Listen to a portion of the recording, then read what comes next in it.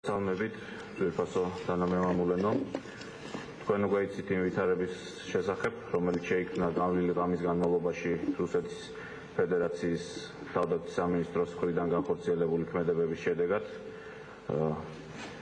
მე მინდა გაცნობოთ კიდევ ერთი დამატებითი ინფორმაცია, ჩვენ ხელთ არსებული დადასტურებული და სარწმუნო მონაცემებით უახლოეს საათების განმავლობაში რუსული სამხედრო ნაწილები გეგმავენ შეტევას ქალაქ ზუგდიდის მიმართულებით.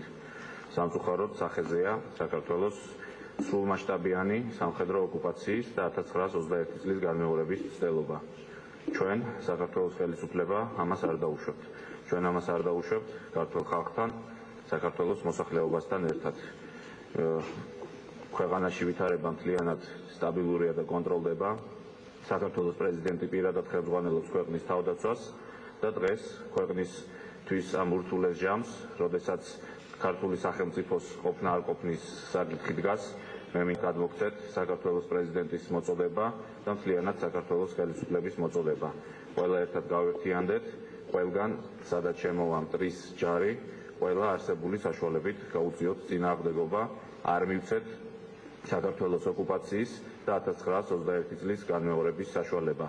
ჩვენი ძალა ჩვენ ერთობაშია, ჩვენ ერთად დავიცავთ ჩვენ სამშობლოს, საქართველო ყველაფერს აკეთებს ამისთვის, ამიტომ მე მოგიწოდებთ სიმშვიდისკენ, მე მოგიწოდებთ სიმტკიცისკენ, ყველაფერი კარგად იქნება, მთავარია ვიყოთ ერთად და მთავარია ვაჩვენოთ მტერს, რომ მას საქმე აქვს ღირსეულ და ორგანიზებულ ერთან.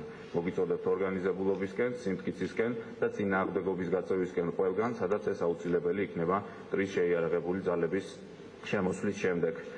უფალი იყოს ჩვენი მფარველი, გაუმარჯოს საქართველოს.